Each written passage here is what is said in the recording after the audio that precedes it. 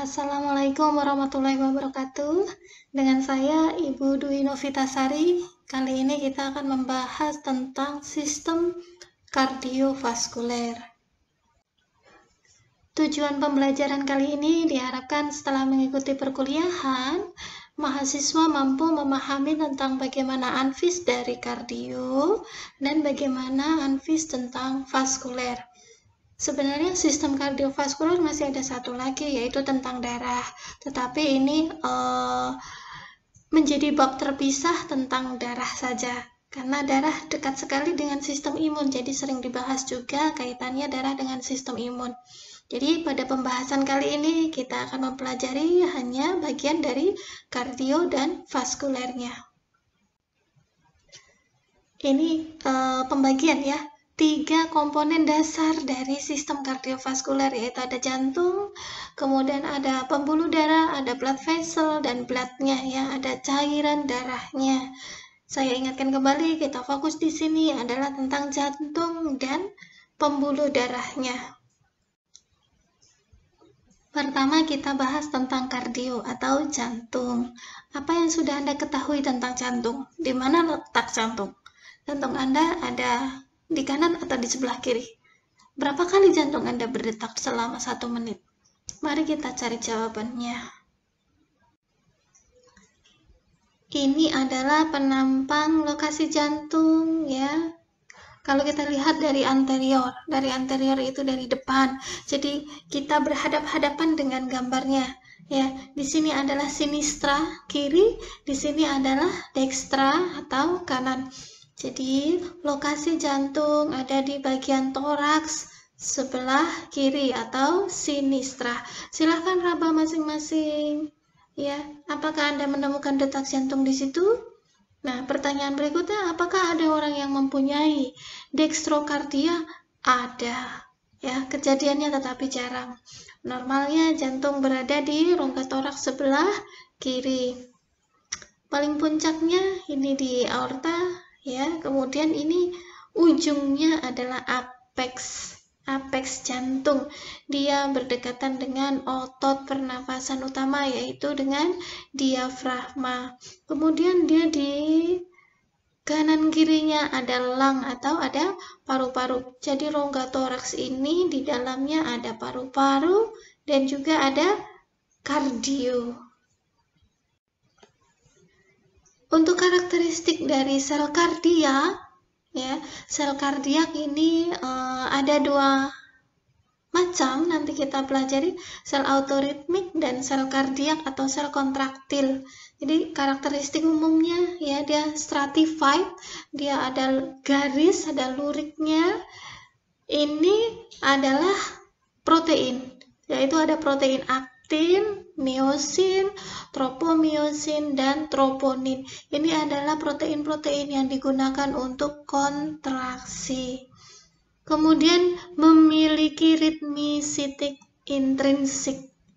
Kemudian ada sinsitial, di situ ada miosit yang berkomunikasi dengan miosit sebelahnya. Kemudian memiliki T tubular yang besar. Karakteristik lainnya di retikulum sarkoplasmiknya banyak terdapat di sel kardiak, kemudian mampu memompa kalsium ya, ion kalsium dengan cepat. Jadi retikulum sarkoplasmik ini digunakan sebagai pool atau tempat penyimpanan kalsium. Kalsium ini yang digunakan untuk kontraksi jantung. Kemudian memiliki plasma 5, ini adalah membran plasma dengan berbagai reseptor. Ada reseptor alfa dan beta adrenergik, jadi terkait dengan neurotransmitter, hormon. Kemudian ada banyak di cairan ekstraselulernya mengandung kalsium, serta tadi ada troponin sistem yang digunakan untuk kontraksi. Kalau dilihat dari penampang ini paling luar, ini adalah jaringan ikat, disebut sebagai perikardium. Kemudian di dalamnya ada epikardium, ya. Kemudian ada jaringan otot, ini adalah miokardium. Diperhatikan ini daerah ventrikel kiri, ototnya lebih tebal dibandingkan ventrikel kanan. Ventrikel kanan ini otot miokardiumnya kecil. Kemudian ada bagian endokardium. Jadi ini adalah bagian mukosa, ya. Di mana endokardium ini yang bertatap muka dengan cairan darah. Kalau epikardium berhubungan dengan perikardium. Ini gambar yang lebih jelas. Bagian ventrikel kiri itu miokardiumnya lebih tebal dibandingkan bagian ventrikel kanan. Ini alasannya kenapa lebih tebal, Bu, karena di sini akan berfungsi sebagai kontraksi, mengejeksikan volume darah, mengejeksikan darah ke seluruh tubuh. Ya, jadi luas sekali yang diperdarahi oleh ventrikel kiri. Sedangkan ventrikel kanan dia mengejeksikan darah hanya di sistem sirkulasi pulmonal saja. Sedikit tentang anatominya, ya. Kita lihat ada perikardium. Ya, ada fibrous perikardium, ini adalah jaringan ikat. Kemudian ada serous perikardium, ini yang berhubungan dengan cairan di sekeliling jantung. Ini untuk mencegah friksi, mencegah gesekan, ya, karena jantung tuh harus berkontraksi, membesar, mengecil, membesar, mengecil. Jadi dia ada cairan. Cairan ini sistem yang tertutup. Ya, jadi kalau ada kebocoran, misal ada tusukan pada jantung, bisa menyebabkan masuknya darah ke dalam cairan sini, bisa menyebabkan tamponade jantung. Jadi jantungnya tidak bisa berdetak karena banyaknya cairan di perikardiumnya. Kemudian ini adalah miokardium, serta lapisan yang dalam ini adalah endokardium. Ini yang berhubungan dengan plasma darah, dengan cairan darahnya. Kalau kita lihat secara mikroskopik elektron, ya, jadi miokardium itu adalah bentuknya seperti otot seklet, ya, tetapi dia fungsinya seperti smooth muscle, seperti otot polos. Jadi dia bercabang dengan mitokondria yang banyak. Kemudian ada nukleusnya, kemudian ada ini intercalatis disc, ya. Ini adalah penggabungan dari sel satu dengan sel yang lainnya. Kemudian ada kandungan sarkolema. Sarkolema itu yang sebagai pool dari kalsium. Nah, apa itu intercalatis? Intercalatis, kemudian ada ini intercalatis itu adalah pembeda satu pertemuan, ya, pertemuan satu sel dengan sel yang lainnya. Kemudian ada nukleusnya, ya, satu sel memiliki satu nukleus, dia bercabang selnya dengan kandungan miosit juga banyak. Ini yang kita bahas tentang intercalatis. Jadi intercalatis adalah pertautan antara satu sel kardiak dengan sel yang lainnya. Di intercalatis ini ada taut, ya, atau junction. Nah, ada junction dengan desmosom. Desmosom itu protein sebagai bantalan, ya, yang meredam kontraksi, ya. Ini merupakan junction atau taut untuk saling berpegangan dengan sel di dekatnya, dengan sel sebelah-sebelahnya. Kemudian ada taut longgar atau gap junction, ini yang memungkinkan pertukaran ion, pertukaran cairan ya, sebagai komunikasi antar sel jantung. Juga digunakan untuk penyebaran potensial aksi sel jantung. Untuk macam-macam sel jantung, ada sel kontraksi dan sel autoritmik. Untuk sel kontraksi, ini burungnya caper, maaf ya. Kalau ada orang ngomong burungnya bunyi. Saya lanjutkan lagi.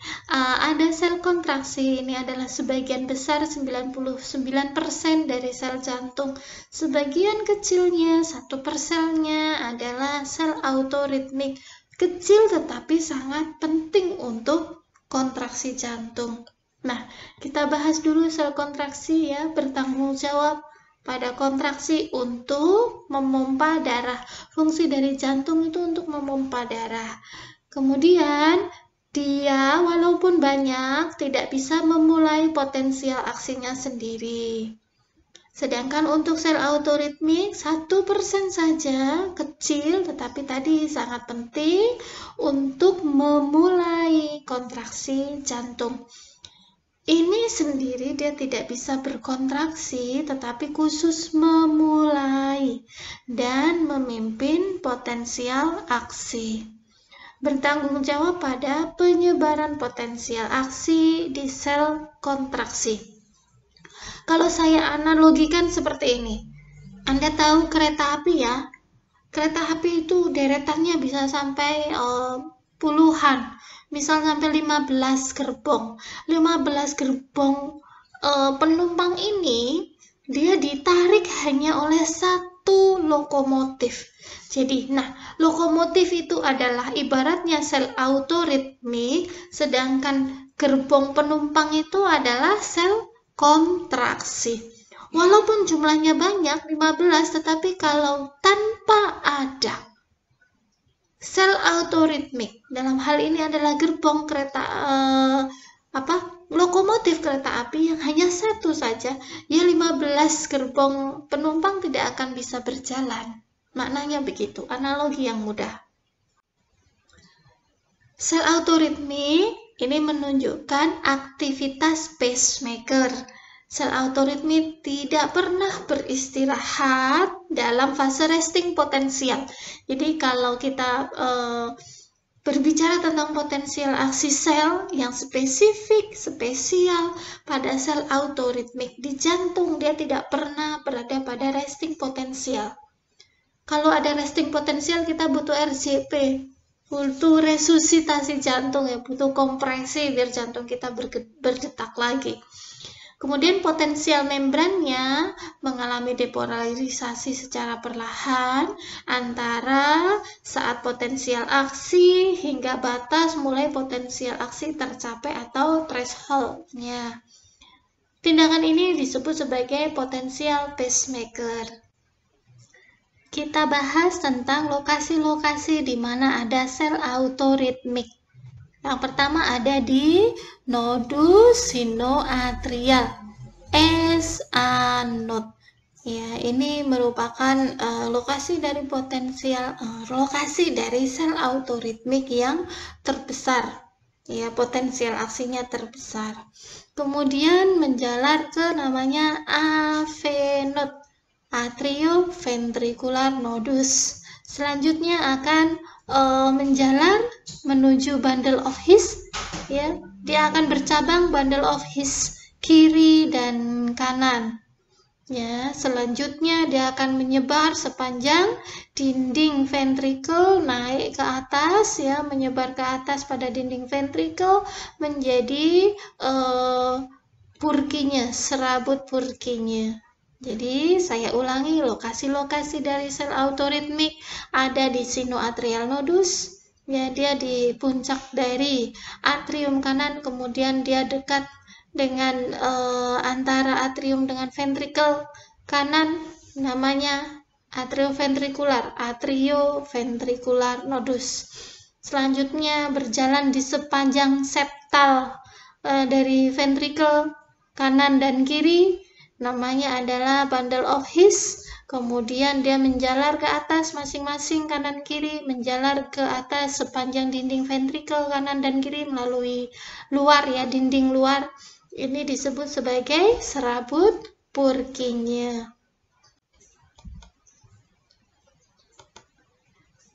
Kemudian ada Bachmann bundle. Bachmann bundle ini adalah yang merambatkan potensial aksi dari S anode menuju area dari atrium kiri.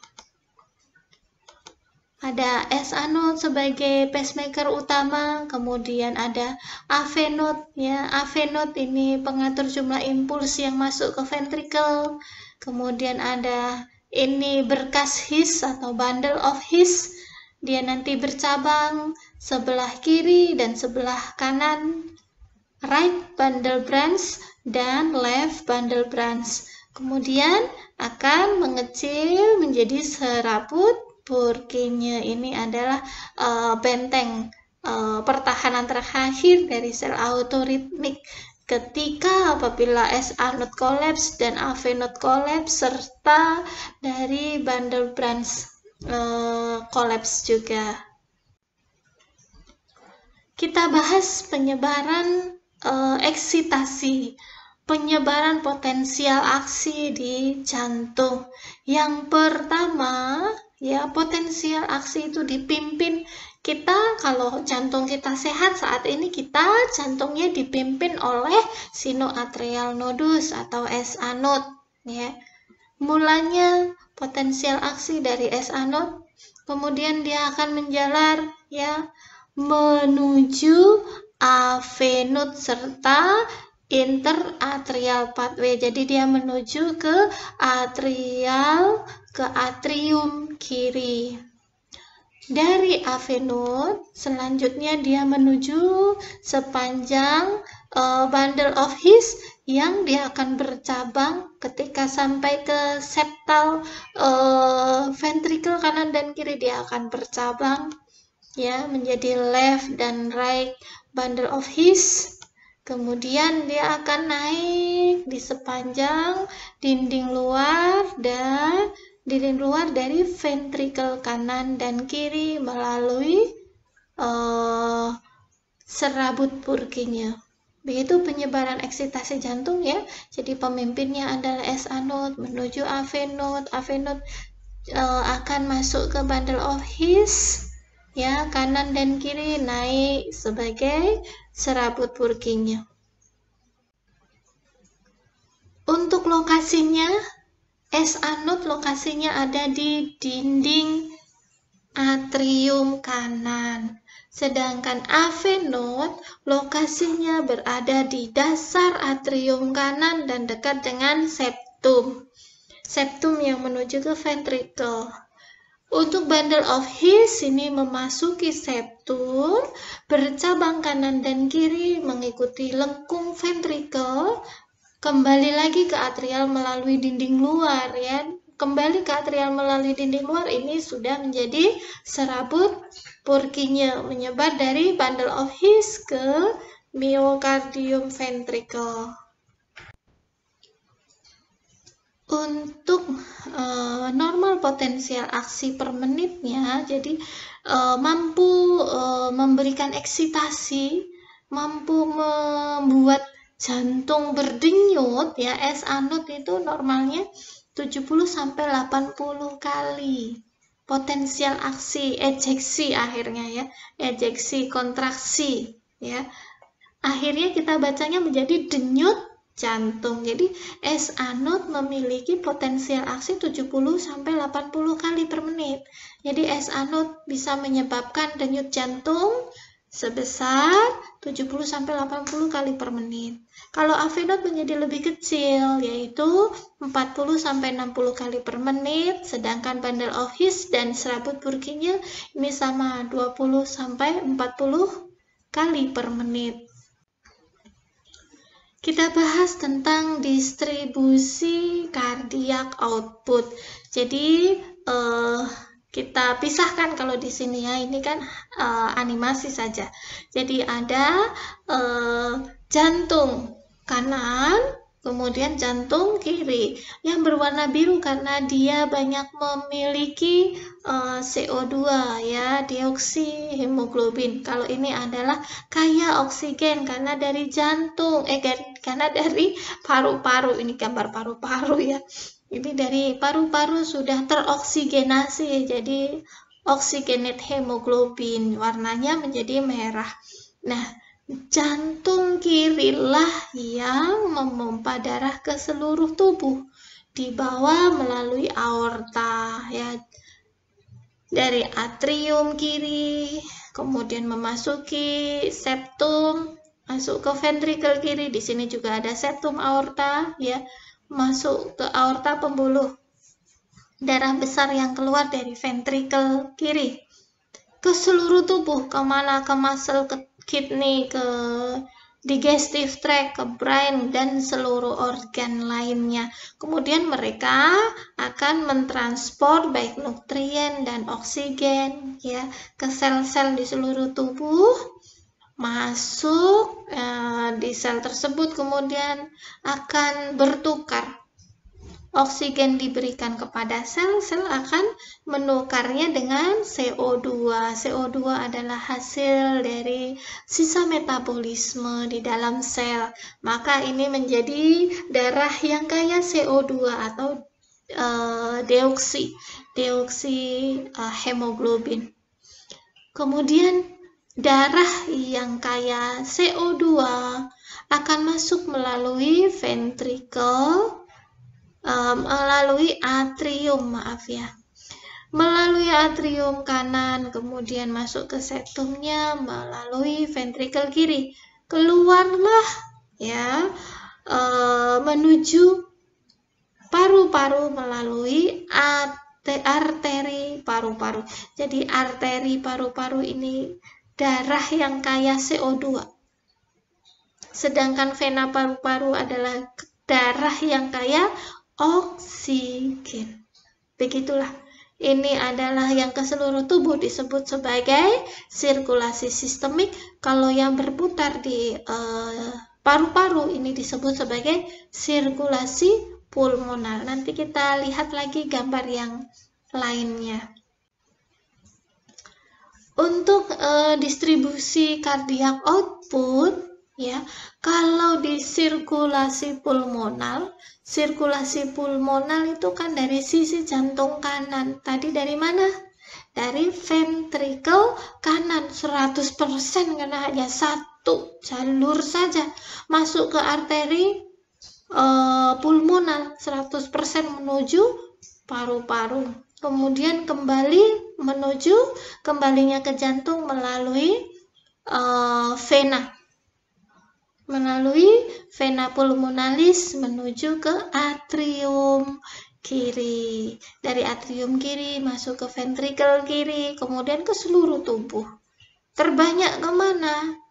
Kalau kita lihat terbanyak ke sistem digestif 21%, kemudian ke ginjal 20%, kemudian ada ke brain, ada ke skeletal muscle 15%, brain 13%. Ya, ada ke skin, ini juga organ yang sangat luas ya, 9%, ke hati 6%. Kemudian ada ke tulang 5%, ke jantung ya. Ke jantung sendiri 3%, dan organ-organ lainnya yang tidak disebutkan satu persatu. Kembali ke jantung ya, kembali ke jantung melalui vena cava inferior dan superior menuju ke atrium kanan. Dari sistem digestif ada pembuluh darah besar ya, ada koneksi sistem digestif dengan liver, dengan hati melalui vena porta hepatica. Kita bahas bagaimana sel jantung bisa berkontraksi. Jadi, kontraksi sel jantung digunakan untuk mengeluarkan darah. Dia dirangsang oleh potensial aksi yang menjalar di membran sel miokardium. Kontraksi atau denyut yang disebabkan karena sel jantung sendiri disebut dengan autorhythmicity. Ini yang dipimpin oleh sel-sel autorhythmicity yang jumlahnya hanya 1% tadi. Bagaimana potensial aksi di sel autorhythmic? Nanti kita juga bisa lihat bagaimana bedanya potensial aksi dengan sel yang lain, ya, sel myosit contohnya. Untuk potensial aksi sel autorhythmic sama dengan sel lainnya, di-trigger dengan natrium, kemudian ketika sudah sampai threshold potensialnya, ambang batas potensialnya, maka kalsium akan masuk ke dalam sel dengan cepat, membuat kekurangan muatan negatif di dalam sel atau depolarisasi. Kemudian setelah sampai puncaknya potensial aksi, maka akan diseimbangkan kembali dengan mengeluarkan kalium ke ekstrasel. Perbedaannya, kalau yang kita lihat ini adalah sel autorhythmic, di mana selalu ada slow depolarisasi. Ini menginisiasi proses depolarisasi di membran dengan cara natrium masuk ke dalam sel. Kalau di sel pada umumnya akan ada resting potensial sebetulnya, ya. Ada resting potensial, sel istirahat, kemudian baru akan ada inisiasi untuk depolarisasi membran. Kalau di sel autorhythmic tidak ada fase istirahat, dia harus selalu bekerja. Kalau terjadi fase istirahat pada sel autorhythmic, maka jantung akan berhenti kontraksi, akan ada masalah henti jantung. Nah, ini sel lainnya akan ada resting potensial di mana gerbang natrium tertutup. Jadi kalau digambar nanti flat, gerbang natrium tertutup, tidak ada pertukaran ion, ya, tidak ada pertukaran elektron keluar masuk di dalam membran sel, sehingga ada fase istirahat, resting potensial. Kalau di sel autorhythmic, ya, natrium akan masuk ke dalam sel, dia akan menambah muatan positif di membran sel.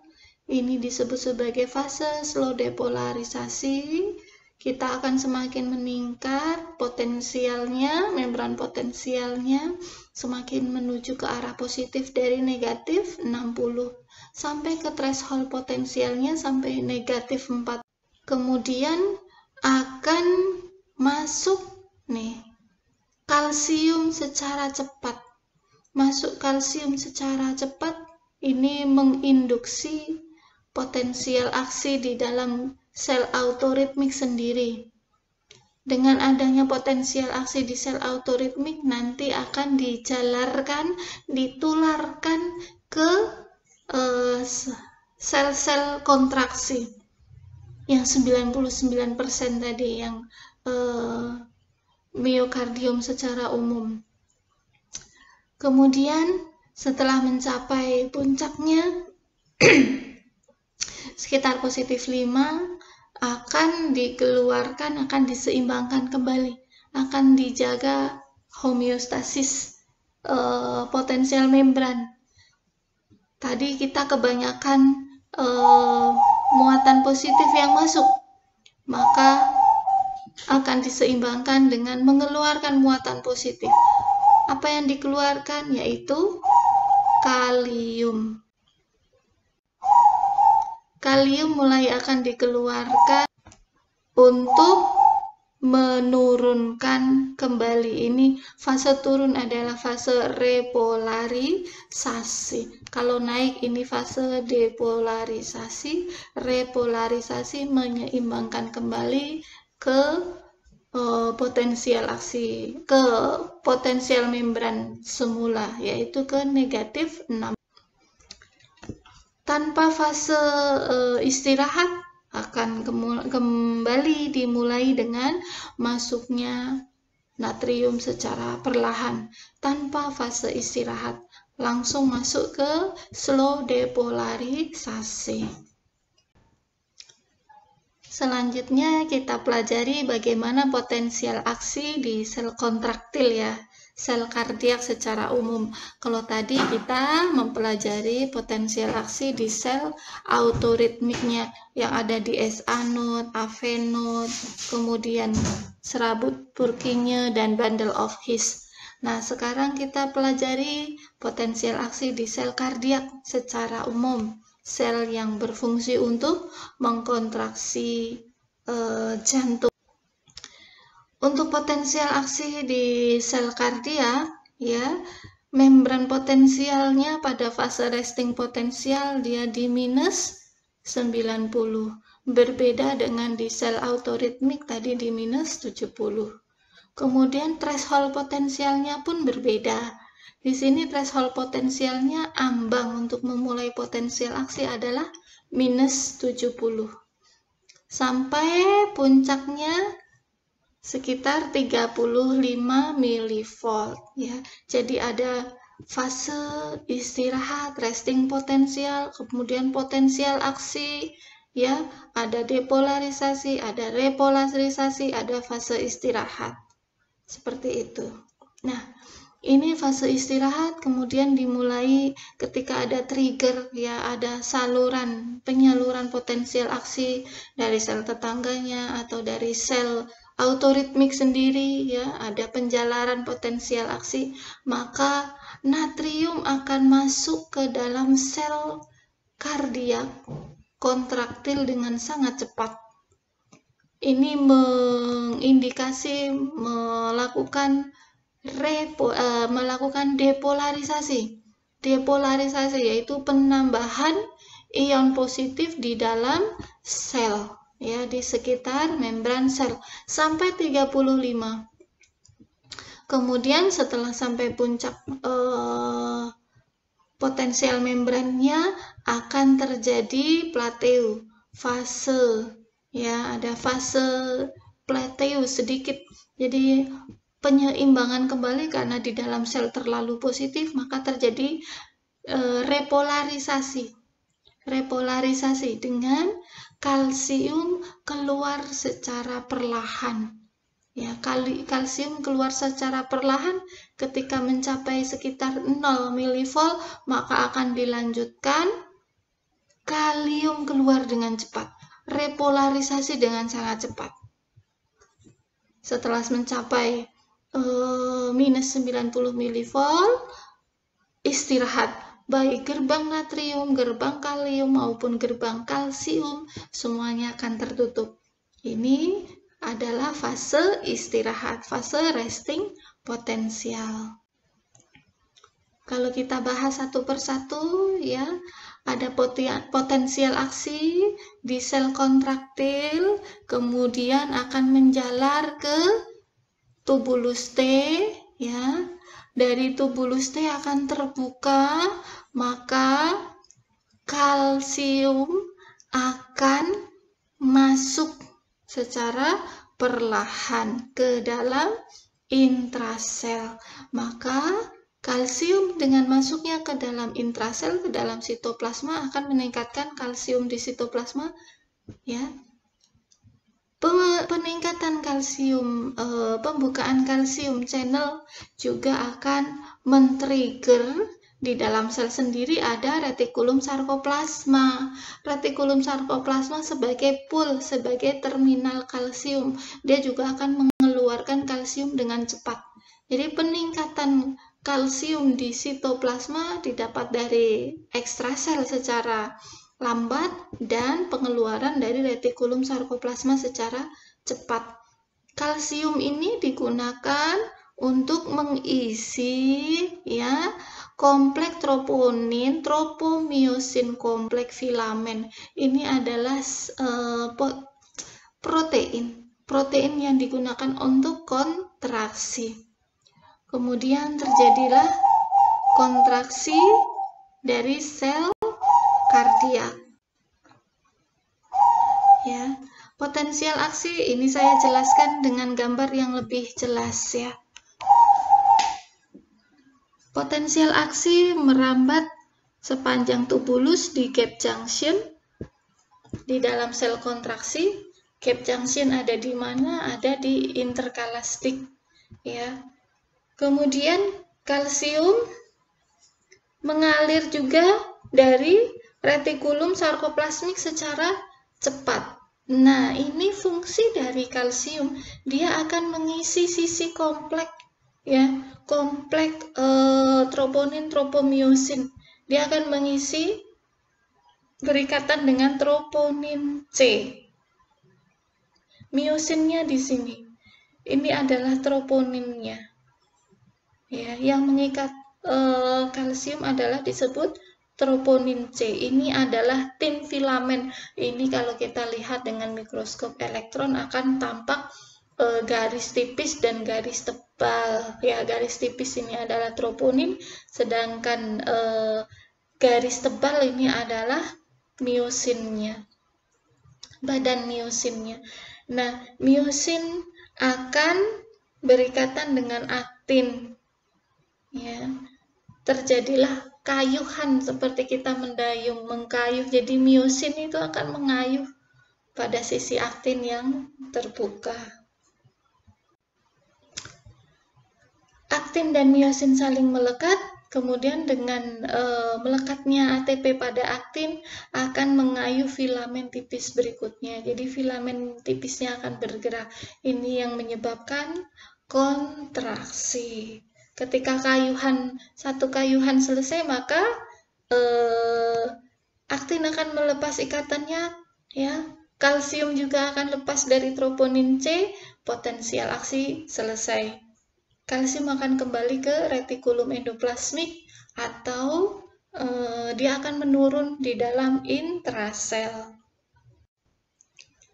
Saya tekankan di sini bahwa penyebaran eksitasi sel kardiak akan menentukan efisiensi pompa jantung.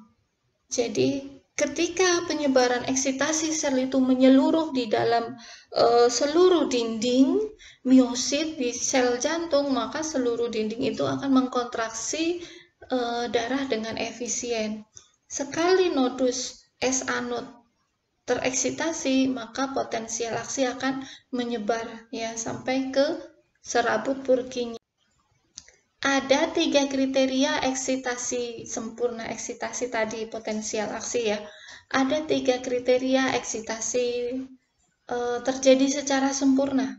Yang satu bahwa eksitasi atrial dan kontraksi atrial itu harus komplit sebelum memulai kontraksi ventrikel. Berikutnya, eksitasi otot jantung harus mengkoordinasi seluruh ruang jantung, baik atrial dan ventrikular, yang merupakan unit pompa yang efisien. Yang terakhir bahwa antara atrium kanan dan kiri, serta ventrikel kanan dan kiri, masing-masing harus saling berkoordinasi saat kontraksi, karena mereka satu kompleks secara keseluruhan yang mereka harus berkomunikasi. Syarat yang pertama yaitu eksitasi atrial dan kontraksi atrial harus komplit sebelum memulai kontraksi ventrikel. Maknanya kontraksi atrial itu harus didahulukan, harus sempurna sebelum kontraksi ventrikel. Ini untuk pengisian ventrikel secara sempurna. Selama relaksasi jantung, katup atrioventrikular terbuka. Selama relaksasi jantung, katup atrioventrikular terbuka sehingga darah dari vena masuk ke atrium secara langsung, secara otomatis yang berlanjut ke ventrikel. Sekitar 80% pengisian ventrikel itu sudah terpenuhi sebelum kontraksi dari atrial. Kenapa demikian? Chamber di ventrikel sendiri lebih besar daripada chamber dari atrium. Sedikit saya jelaskan tentang tadi katup atrioventrikular baik trikuspid maupun bikuspid ini terbuka karena tekanan atrial yang tinggi. Jadi ini katupnya dengan tekanan atrial yang tinggi dia akan terbuka. Serta katup trikuspid dan bikuspid ini atrioventrikular tertutup ketika tekanan di atriumnya lebih besar. Jadi sebelah kiri adalah atrial ya. Dari diagram ini sebelah kanannya adalah ventrikel. Katup akan terbuka ketika tekanan di atrial tinggi. Dia akan membuka sehingga darah akan terdorong ke ventrikel. Ketika tekanan di ventrikel lebih besar, maka akan menutup katup valve. Ini akan menutup katup sehingga tidak ada regurgitasi, tidak ada darah yang kembali ke atrium. Jadi atrial hanya tadi 80% darah masuk ke ventrikel secara otomatis. Jadi atrial hanya mengkontraksi sisanya yaitu 20% volume saja. Ketika ventrikel telah terisi penuh dengan dindingnya dari dinding ventrikel yang lebih tebal dibandingkan atrial, maka akan menyebabkan tekanan di ventrikel lebih besar daripada tekanan di atrial. Katup atrioventrikular akan menutup. Selanjutnya syarat yang kedua yaitu eksitasi otot jantung harus mengkoordinasi seluruh ruang. Ya, ada 4 ruang jantung, 2 atrial, 2 ventrikular sebagai satu unit pompa yang efisien. Bila setiap sel jantung tereksitasi secara acak, ya, maka jantung tidak dapat dipompa secara sempurna. Satu pengen pompa, satu tidak. Itu kalau satu dinding tidak tereksitasi secara sempurna.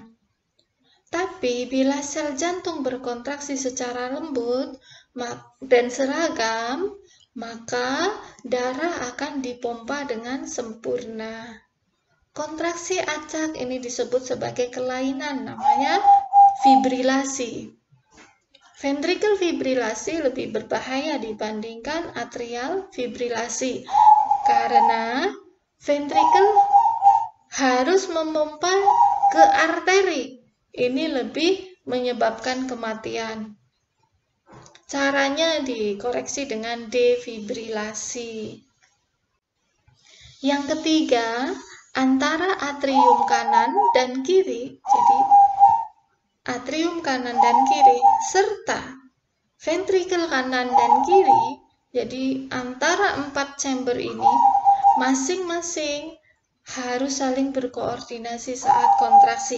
Atrium kanan dan kiri berkoordinasi, ventrikel kanan dan kiri masing-masing harus saling berkoordinasi saat kontraksi. Koordinasi ini penting agar jantung dapat memompa darah dengan sempurna. Kanan dan kiri ejeksi bersama, maka masuk ke ventrikel. Ventrikel kanan dan kiri ejeksi bersama, maka akan masuk ke aorta dan arteri pulmonalis.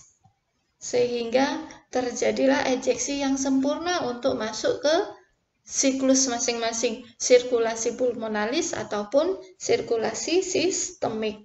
Sirkulasi pulmonalis mendapat pasokan darah dari ventrikel kanan, sedangkan sirkulasi sistemik mendapat pasokan darahnya dari ventrikel kiri.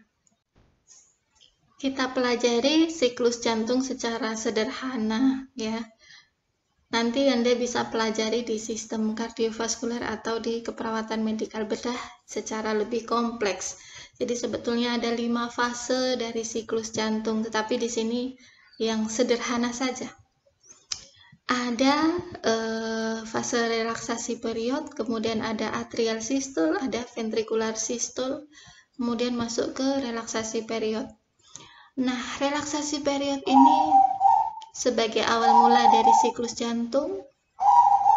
Di sini baik atrial maupun ventrikular, kanan dan kiri semuanya isovolumetrik.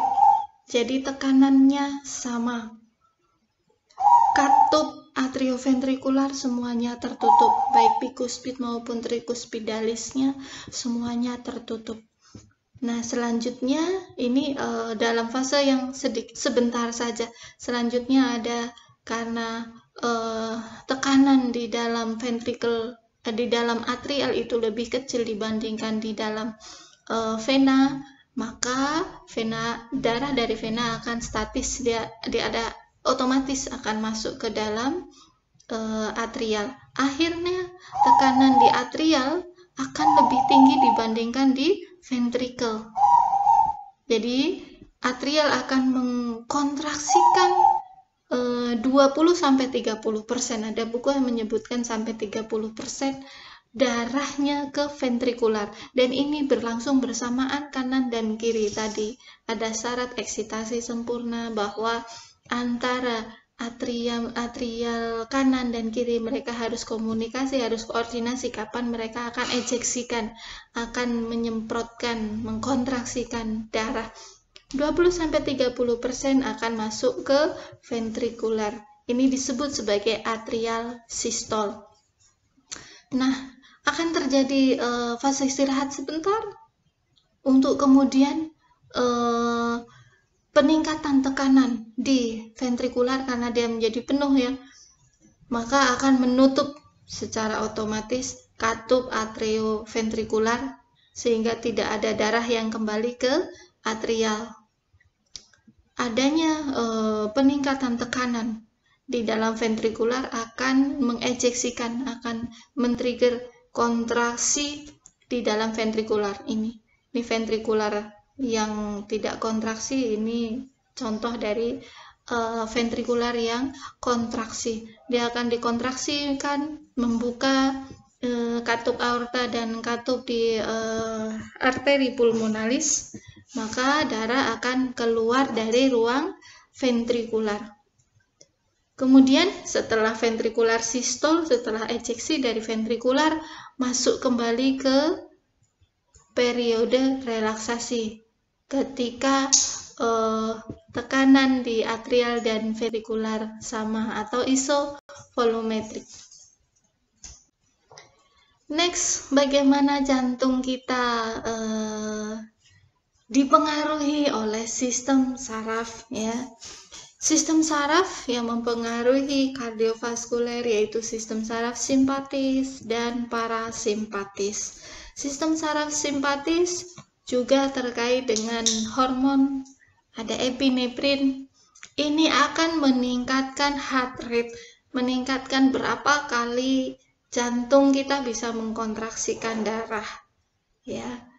Sedangkan aktivitas sistem saraf parasimpatik ini akan kebalikannya ya, akan menurunkan kerja jantung, menurunkan heart rate. Terkait dengan cardiac output ya, parasimpatik dengan menurunkan heart rate ya, sedangkan parasimpatis akan meningkatkan heart rate. Kemudian saraf parasimpatis dan epinefrin juga akan meningkatkan venous return, pengembalian vena ya, sehingga terjadi peningkatan volume pada akhir diastolik, menyebabkan peningkatan stroke volume. Dari peningkatan stroke volume dan peningkatan heart rate yang di-trigger dari sistem saraf simpatis bisa menyebabkan peningkatan dari cardiac output, peningkatan jumlah darah yang dikontraksikan. Untuk penghambatnya di sini hanya dari aktivitas saraf parasimpatis. Selanjutnya, kita membahas tentang vaskuler. Kalau tadi tentang jantungnya saja, berikutnya kita membahas tentang vaskuler sampai kaitannya bagaimana jantung dan vaskuler yang membentuk sebuah sirkulasi, baik sirkulasi pulmonal maupun sirkulasi sistemik. Kita pelajari tentang fungsi dari blood vessel, fungsi dari vaskuler ya, pembuluh darah. Pembuluh darah ini merupakan sistem tuba, sistem aliran yang tertutup. Kalau sampai terbuka namanya perdarahan. Dia membawa darah ya dari jantung melalui arteri, mentransportasikan darah tersebut ke jaringan di seluruh tubuh. Dari arteri yang besar menjadi arteriola, menjadi kapiler, nanti kembali menjadi venulus, vena, sampai balik lagi ke jantung melalui vena yang besar.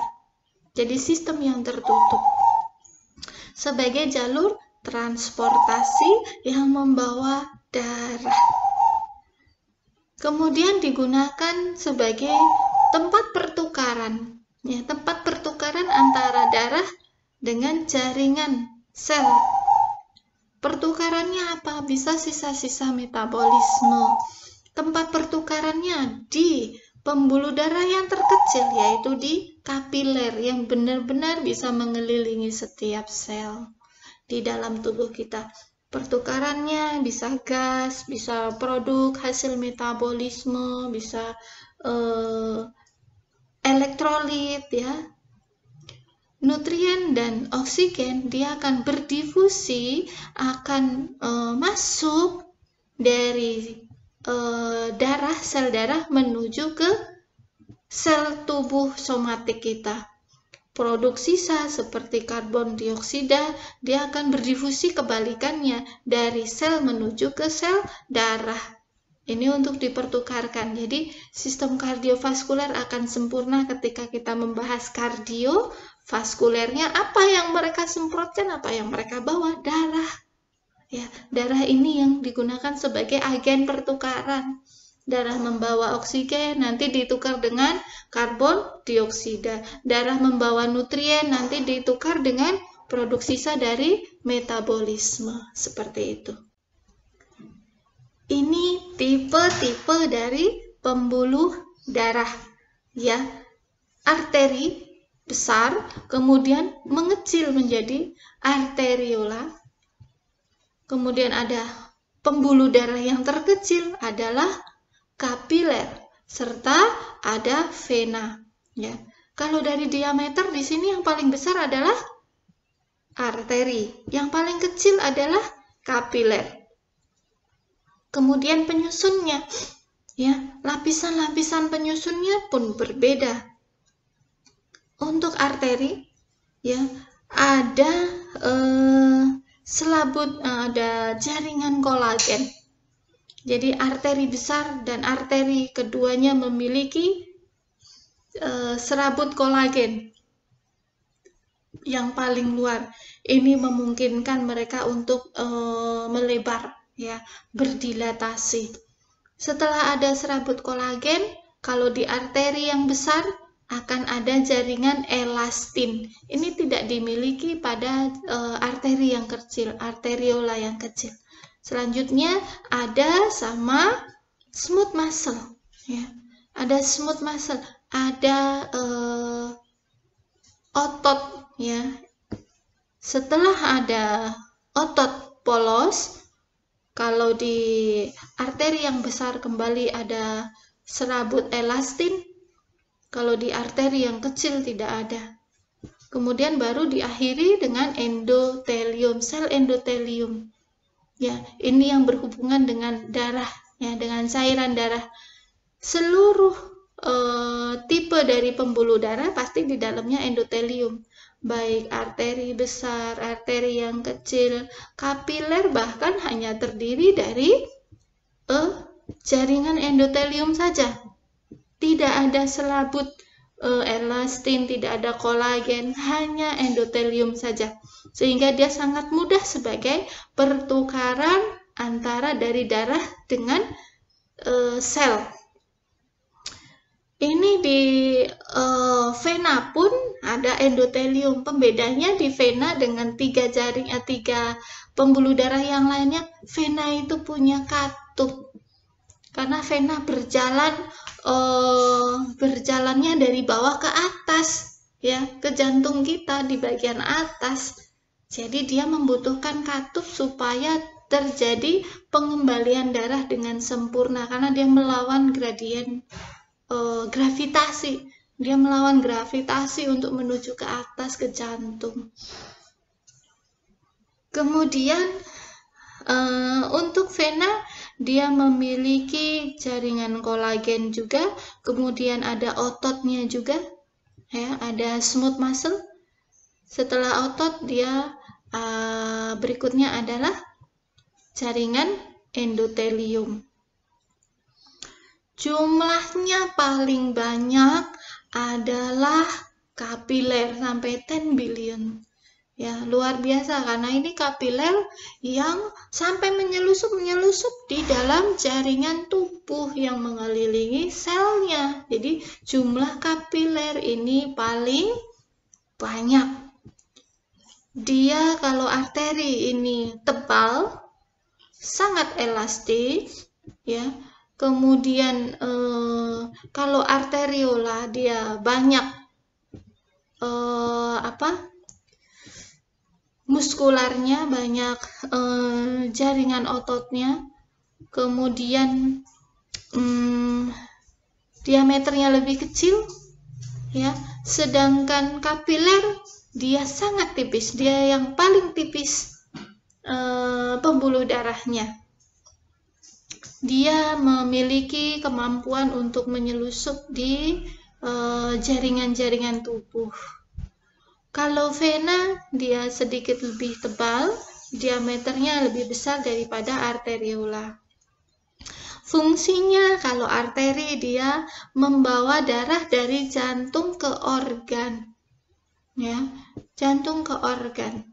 Kemudian kalau arteriola juga membawa darah, mendistribusikan darah menuju ke organ-organ yang jadi nanti arteri itu akan melakukan percabangan. Nah, ini menjadi arteriola. Untuk kapiler fungsinya sebagai tempat pertukaran, ya, tadi tempat pertukaran dari darah dengan sel, ya. Kalau vena adalah jalur transportasi dari organ menuju ke jantung. Nah, bagaimana perbandingan pembuluh darah, ya? Kalau dari besarnya, ya, arteri ini tebal dia karena tadi sampai 5 layer, ya. Ada jaringan kolagennya, kemudian ada elastinnya, ada smooth muscle, ada elastin, baru sampai ke endotelium. Semuanya di dalamnya kita sepakat, ya, dalamnya adalah lapisan endotelium.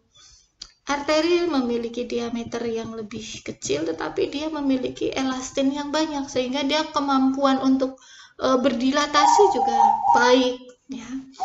Kemudian, nah, ini melakukan percabangan menuju organ-organ yang lebih spesifik menjadi arteriola. Kemudian di dalam jaringan yang saling menyelusup ini adalah kapiler yang hanya terdiri dari jaringan endometelium, lapisan endotelium. Kemudian dia membesar membentuk venula, ya, akhirnya venula bergabung membentuk vena kembali ke jantung. Kalau arteri membawa darah dari jantung ke organ, vena dari organ ke jantung. Kenapa ini merah, ini abu-abu? Karena di sini kayak oksigen, sedangkan berikutnya dipertukarkan oleh kapiler dengan jaringan, maka dia akan kembali ke jantung dengan banyak membawa produk sisa. Ya, tadi CO2, kemudian produk-produk sisa metabolisme lainnya. Kita bahas secara spesifik bagaimana perbandingan arteri dan vena. Ya, lumen dari arteri itu lebih kecil dibandingkan lumen vena. Arteri itu tidak ada katupnya. Kalau yang memiliki katup adalah vena. Tadi fungsinya untuk apa?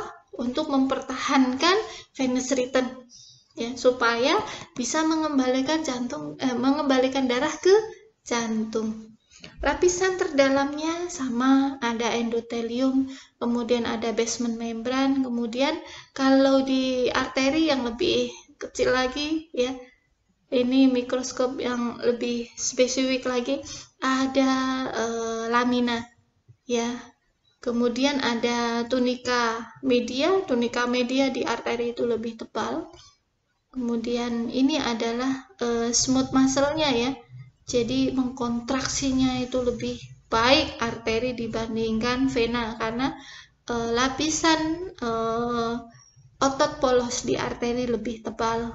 Kemudian ini jaringan elastin, ya, jaringan elastin eksternal, elastin lamina ini tidak dimiliki oleh vena. Jadi vena tidak memiliki jaringan elastin, selaput elastin. Kemudian ini tunika eksterna, yaitu lapisan jaringan ikat atau kolagen. Kapiler hanya satu lapis saja, yaitu lapisan endotelium dikelilingi oleh basement membrannya.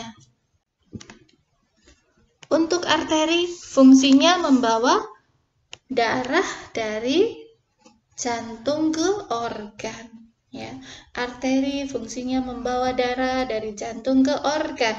Berkebalikan dengan vena, membawa darah menuju jantung. Arteri membawa darah yang oxygenated blood, jadi kaya akan oksigen, kecuali yang dari siklus, kecuali kita bahas tentang siklus pulmonal, ya.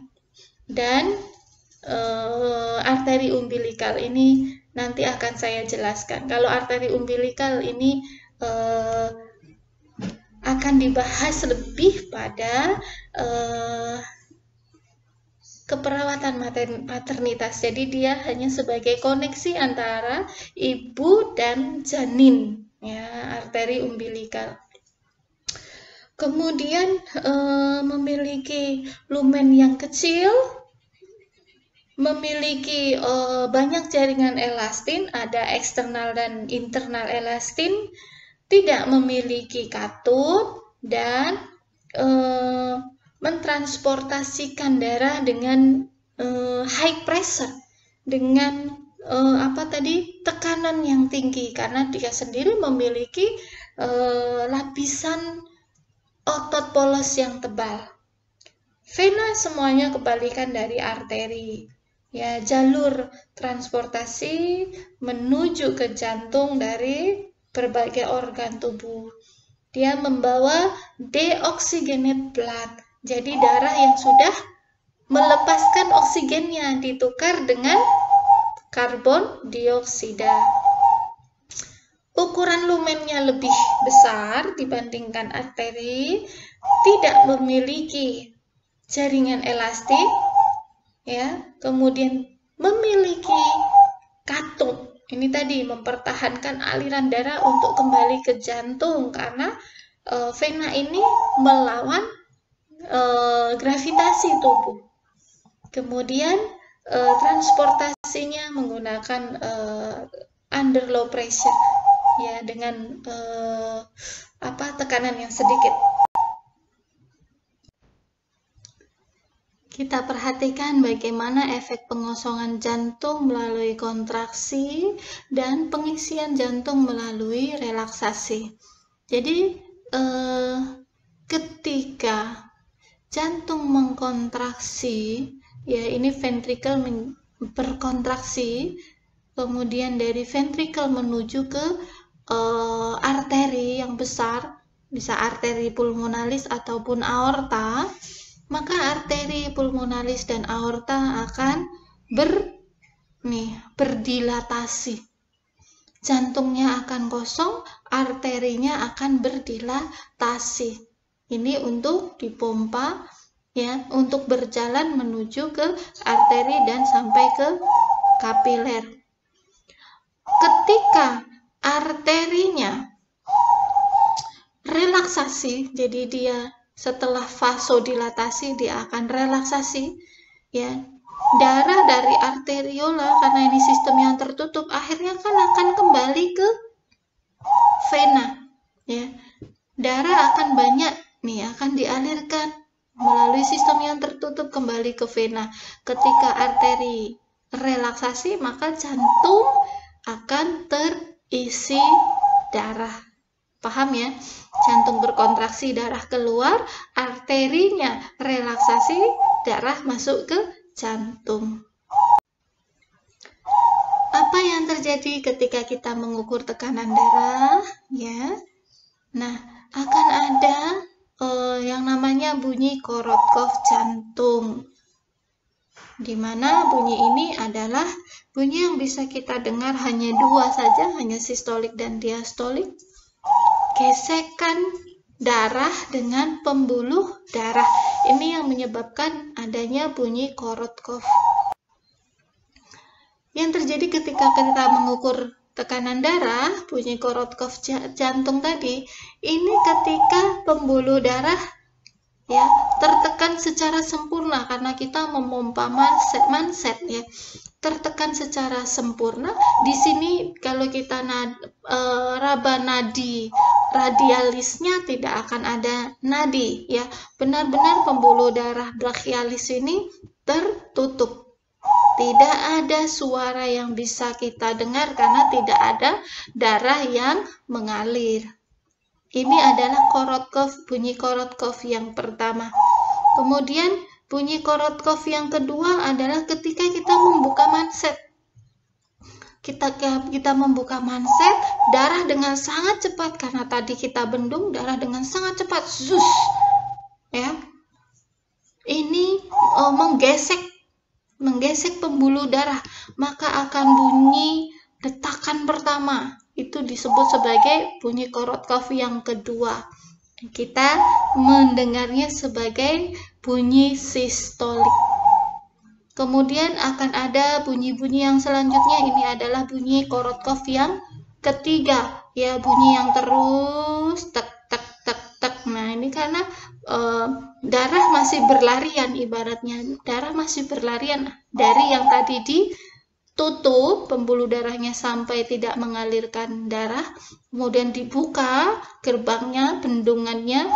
Bunyi yang pertama itu sistolik diikuti dengan bunyi Korotkov yang ketiga, yang selanjutnya semakin dia mengecil.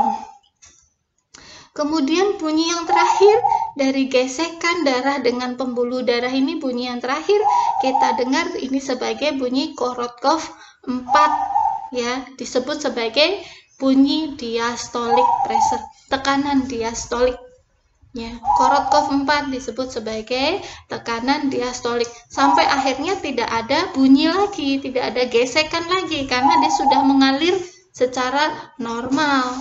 Ya, ini adalah bunyi Korotkov yang kelima.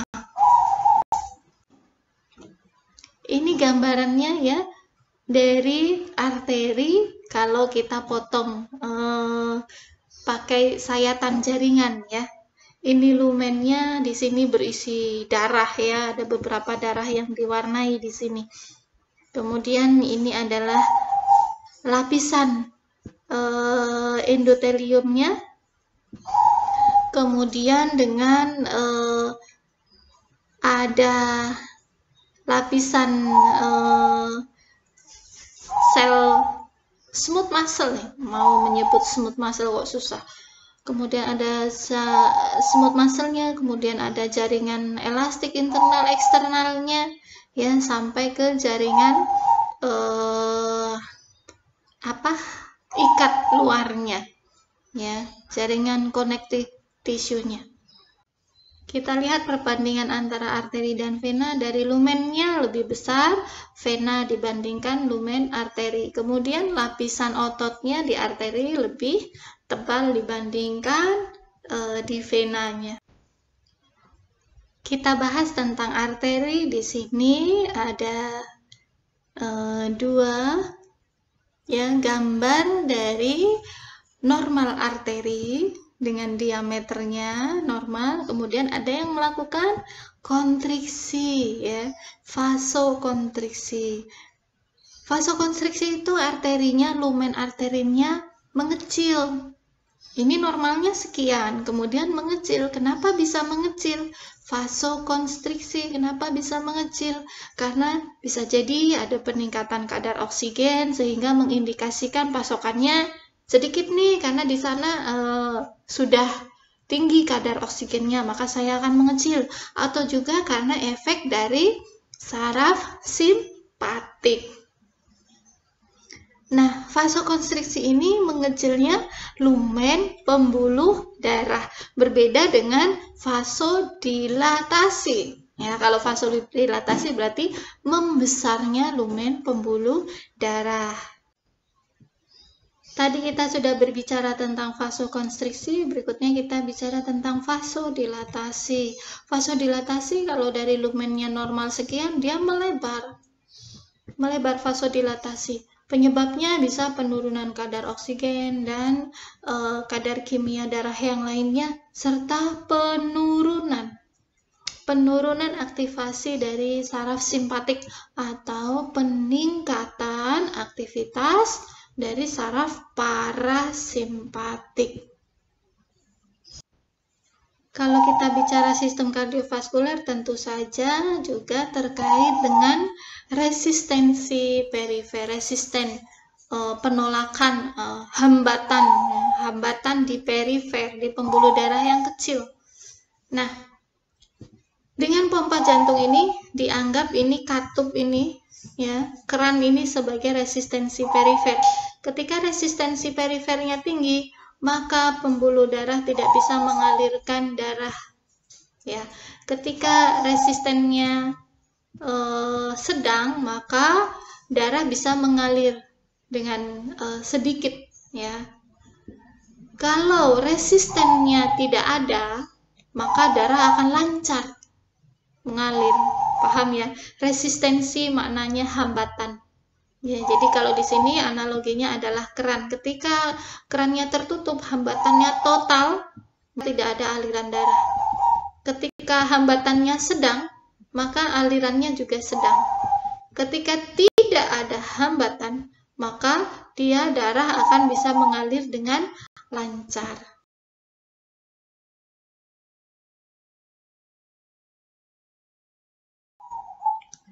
Kita pelajari faktor-faktor yang mempengaruhi resistensi perifer.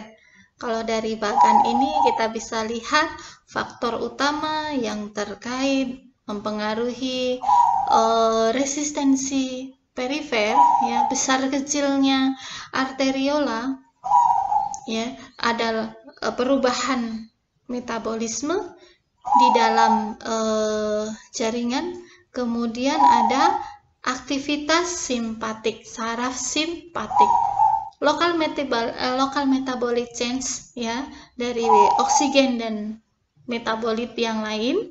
Ini merupakan lokal atau intrinsik faktor, sedangkan saraf simpatik sebagai ekstrinsik faktor. Dari perubahan metabolisme lokal bisa ada pengeluaran histamin, ada panas, ada perubahan suhu menjadi dingin, ya, penggunaan aplikasi yang tujuannya sebagai terapeutik.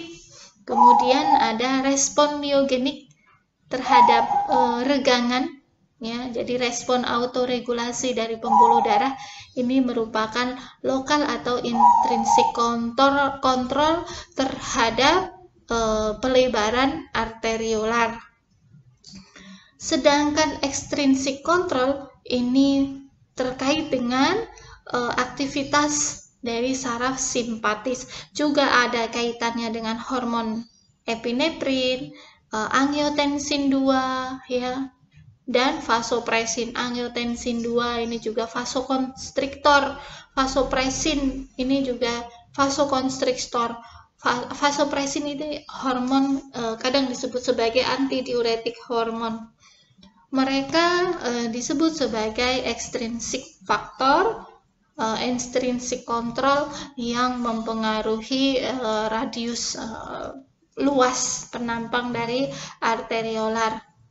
Kemudian dari viskositas darah, dari banyaknya sel darah merah di dalam plasma itu mempengaruhi viskositas darah. Ini menentukan besaran dari resistensi perifer.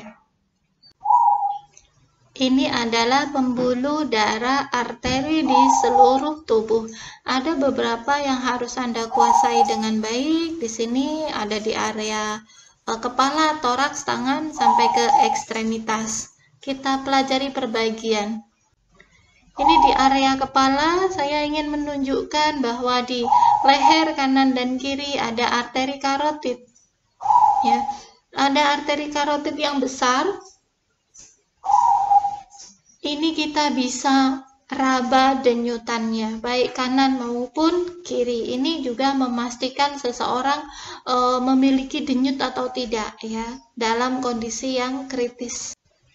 Kemudian di tangan, ya, di tangan ada, di sini Anda bisa meraba denyut arteri brachialis. Kalau di sini adalah tangan kanan, jadi arterinya ya arteri brachial kanan. Kemudian brachial ini akan bercabang, ya, arteri brachialis ini akan bercabang. Sisi luar yang sejajar dengan jempol dan sisi dalam yang sejajar dengan kelingking. Yang sejajar dengan jempol, Anda akan meraba denyut di sejajar dengan jempol Anda, ini adalah denyut radial. Sedangkan yang dalam sejajar dengan kelingking itu adalah ulnar. Ya, jadi ini pembuluh darah brachial, dia akan bercabang menjadi radialis dan ulnaris.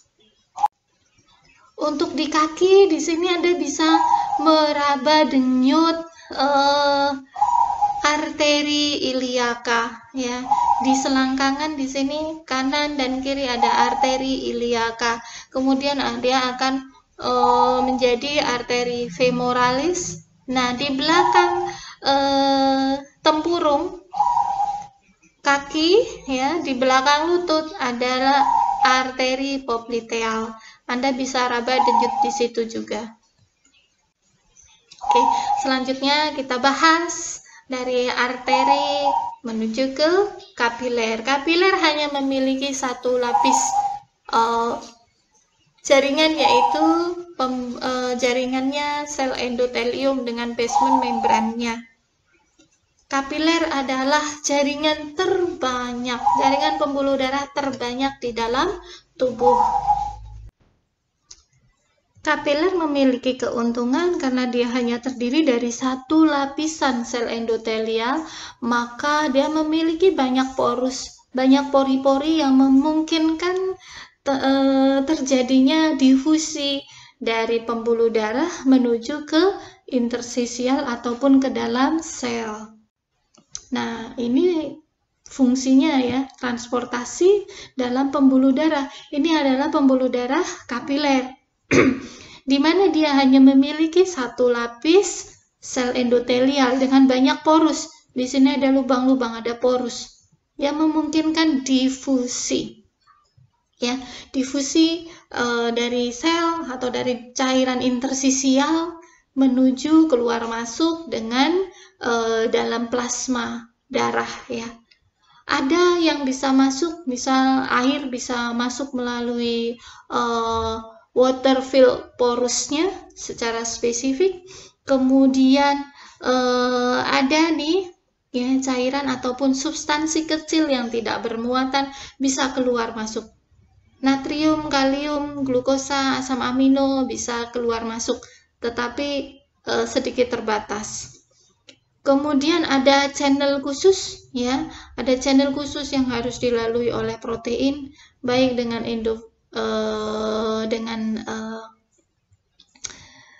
pintu khusus glukosa, pintu khusus asam amino, pintu khusus elektrolit, ataupun juga difusi langsung melalui endositosis dan eksositosis. Kemudian kalau lipid soluble dia bisa gas-gas ya, gas kecil, oksigen dan CO2 ini bisa secara bebas berdifusi dari interstisial ke dalam pembuluh kapiler dan sebaliknya. Jadi gas yang kecil ini bisa berdifusi langsung. Kecuali plasma protein ya. Kalau protein plasma dia harus memakai channel spesifik. Transportasi glukosa, oksigen, dan CO2 mengikuti perbedaan konsentrasi. Ini di dalam sel, ini di dalam plasma. Antara plasma dan sel ada cairan interstisial, cairan antar sel. Nah, glukosa harus melalui pintu, harus ada kariernya, ada pembawanya. Ya, glukosa masuk bersama natrium. Glukosa tinggi di plasma. Jadi dia bisa menuruni gradien konsentrasinya masuk ke dalam sel dengan mudah. Oksigen banyak di plasma, dia bisa berdifusi langsung menembus membran sel. Ya. Kalau CO2 banyak di sel, maka dia bisa keluar ya, menuruni gradien konsentrasinya menuju ke plasma. Jadi di sini yang kaya nutrien adalah plasma, ya ada glukosa, kemudian ada gas, oksigen. Banyak di plasma dia akan dipertukarkan masuk ke dalam sel. Sedangkan sel banyak CO2 sebagai produk sisa dari hasil metabolisme di dalam sel. Maka dia akan dikeluarkan menuju ke plasma. Yang berikutnya, yang terakhir pembuluh darahnya yaitu vena. Ya. Vena, sistem vena ini adalah sistem yang terbanyak. Ada 64% dari total pembuluh darah.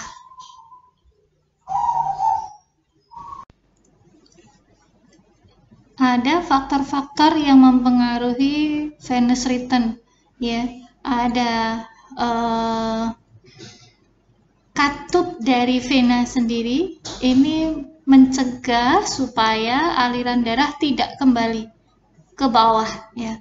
Kemudian kontraksi kardiak ya. Tekanan yang dihasilkan oleh darah dari kontraksi kardiak ini akan meningkatkan venous return. Kemudian ada aktivitas sistem syaraf simpatis yang meningkat ya, sehingga menyebabkan vasokonstriksi, pengecilan dari pembuluh darah. Pengecilan pembuluh darah ini akan menyebabkan peningkatan tekanan di vena, kemudian peningkatan perbedaan gradien tekanan vena, sehingga meningkatkan venous return. Selanjutnya ada pompa dari otot skeletal. Jadi di pembuluh darah kan di sekelilingnya ada otot-otot ya. Nah, otot ini menyebabkan adanya tekanan juga ke dalam pembuluh darah. Ya, pompa tekanan otot skeletal akan meningkatkan venous return. Ada juga ya pompa dari respiratori. Pompa respiratori maknanya ini akan menurunkan tekanan vena di dalam rongga dada sehingga meningkatkan gradien tekanan, venous return-nya akan meningkat. Serta ada peningkatan volume darah. Peningkatan volume darah akan meningkatkan venous return. Dengan peningkatan venous return, maka sirkulasi akan berjalan dengan baik. Kita bahas sedikit bagaimana pompa otot mempengaruhi venous return. Jadi dengan kita beraktivitas, kita berjalan ya, otot-otot kita akan berkontraksi. Dengan kontraksi otot itu dia akan menekan ya secara kontinu, menekan vena dari kaki naik ke atas. Ini ketika ada dua otot, contohlah ini otot di tibia ya, Nah, ini ada vena. Ketika ada kontraksi otot, ya, kita berjalan, maka venanya akan tertekan. Nah, penekanan vena ini akan menyebabkan penutupan katup vena bagian distal dan akan membuka katup yang lebih proksimal dengan jantung. Katup vena ketika berjalan, ya, ini bagian distal, ya, yang jauh dari jantung, ini yang lebih mendekati jantung, kita sebut proksimal, katup proksimal, ya. Ini posisi relaksasi, ya. Katupnya terbuka. Ketika kita kontraksi, ketika kita berjalan, otot kita berkontraksi, maka dia akan menyempit venanya, ya, volume di vena akan menyempit karena terhimpit oleh otot sekelen. Dengan terhimpitnya otot, maka katup distal akan menutup dan membuka katup proksimal sehingga aliran darah akan naik. Ini sistem vena, pembuluh darah vena di dalam tubuh, ya. Di situ ada arteri, di situ ada vena. Prinsipnya begitu. Ya. Ada vena jugularis, karena ini dia sebelah kanan, maka vena jugularis sebelah kanan. Sebelah kiri juga ada. Kemudian vena-vena jaringan vena dorsal di telapak tangan, kemudian di sefalik juga ada. Untuk setelah sefalik dia akan masuk ke mediana cubiti. Vena mediana cubiti ini yang sering kita ambil sebagai tempat pengambilan sampel darah vena. Bisa juga yang sejajar dengan ini jari ibu jari, itu adalah vena radialis. Ya, jadi ada arteri radialis, ada juga vena radialis. Ada arteri pulmonalis, ada juga vena ulnaris. Arteri ulnaris dan vena ulnaris. Nah, di arteri radialis ini juga lokasi yang mudah apabila kita mau mengambil sampel darah vena. Kemudian ada vena femoralis, ya, vena iliaca, vena femoralis. Kemudian sampai ke bawah, sampai ke daerah pelantar. Nah, sedikit tentang baroreseptor. Baroreseptor adalah reseptor yang sensitif terhadap perubahan tekanan darah. Kita mempunyai dua lokasi dari baroreseptor. Ini ada di sinus karotid, ya, di arteri karotid. Di sini ada sinus karotid, kemudian ada di lengkung aorta. Ini adalah aorta, ada di lengkung aorta. Ini lokasi dari baroreseptor yang akan sensitif terhadap perubahan tekanan darah. Apakah tekanan darah kita naik, apakah turun, sehingga tubuh harus berespon seperti apa. Selain baroreseptor yang sensitif terhadap perubahan tekanan, jadi kardiovaskuler juga dipengaruhi oleh stimulasi dari sistem saraf parasimpatis dan sistem saraf simpatis. Mereka opposite, berkebalikan, ya, kinerjanya. Kalau sistem saraf parasimpatis pada jantung itu akan menurunkan denyut jantung, menurunkan cardiac output, sehingga menurunkan tekanan darah. Sistem parasimpatis akan terstimulasi kalau ada perubahan tekanan darah yang dibaca oleh baroreseptor, ada peningkatan, ya. Stimulasinya adalah peningkatan tekanan darah, maka jawaban dari sistem syaraf parasimpatis adalah turunkan tekanan darah menjadi normal. Ketika baroreseptor membaca ada penurunan tekanan darah, bisa karena dehidrasi, karena kurang tidur, karena perdarahan masif, ya, ada penurunan tekanan darah dibaca oleh baroreseptor, maka akan terjadi stimulasi simpatis, ya, stimulasi saraf simpatik. efeknya berkebalikan dengan saraf parasimpatis. Jadi utamanya menjawab tingkatkan tekanan darah ya. Caranya pada jantung, pada pembuluh darah, baik arteri maupun vena.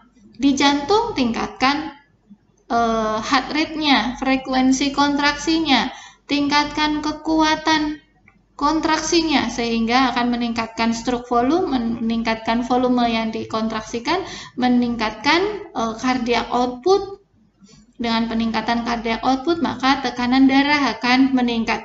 Sedangkan efek saraf simpatis di arteriola dan vena, di arteriola dan vena akan meningkatkan vasokonstriksi, akan mengecilkan ya lumen, diameter pembuluh darah baik arteri maupun vena. Di arteri dari vasokonstriksi akan meningkatkan resistensi perifer, meningkatkan tekanan darah. Vasokonstriksi di vena akan meningkatkan venous return, peningkatan stroke volume, peningkatan cardiac output, peningkatan tekanan darah. Ketika ya tekanan darah menjadi lebih tinggi di atas normal, ya refleks baroreseptor maka akan teraktivasi. Ya, ada peningkatan stimulasi baik di sinus karotid maupun di lengkung aorta dari baroreseptor. Ya, dia kemudian akan mengaktifasi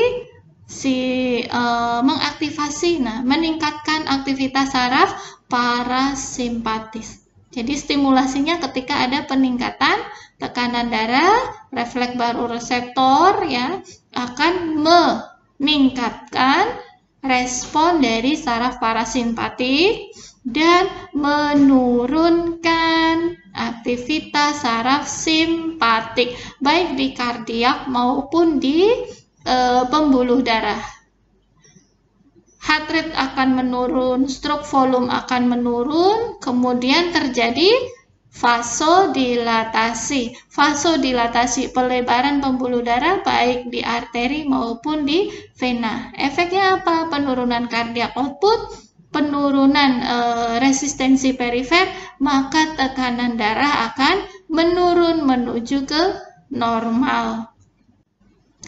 Sebaliknya, ketika tekanan darahnya turun, ya, refleks baroreseptor maka akan meningkatkan aktivitas saraf simpatik, ya baik di kardiak maupun di pembuluh darah, serta menurunkan respon dari saraf parasimpatis. Saya ulangi. Ketika ada pembuluh darah, ketika ada tekanan darah turun dari normal, maka yang diaktifasi yaitu ada peningkatan aktivitas saraf simpatik ke kardiak dan ke pembuluh darah, serta penurunan dari aktivitas parasimpatis. Efeknya dari peningkatan aktivitas simpatik ada peningkatan heart rate, peningkatan stroke volume, dan vasokonstriksi. Pengecilan lumen atau diameter pembuluh darah baik arteri maupun vena. Efeknya adalah peningkatan cardiac output, peningkatan resistensi perifer sehingga akan meningkatkan tekanan darah menjadi normal kembali. Setelah kita bahas satu persatu bagaimana kardio, bagaimana vaskuler. Nah, ini sistem kardiovaskuler adalah sistem yang tertutup. Kita bahas bagaimana mereka membentuk sebuah sistem yang namanya kardiovaskuler. Ini diibaratkan adalah kardio, kemudian ini pulmo, ini adalah perifer. Yang merah adalah pembuluh darah. Ya, pembuluh darah arteri ini jaringan kapilernya, kemudian yang biru adalah pembuluh darah vena. Kardiovaskuler adalah sebuah sistem yang tertutup, ya, mereka bersirkulasi dalam jalur yang tertutup.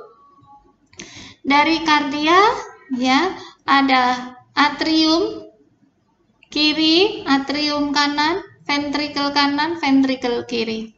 Ya, ventricle kiri akan memperdarahi area yang sangat luas, area sistemik, seluruh organ, ya, seluruh organ, digestive system, saraf, sistem integumen, ginjal, hati, ya, dan banyak lagi, kecuali ke pulmo saja. Selain itu, ya, seluruhnya ikut ke sistem sirkulasi.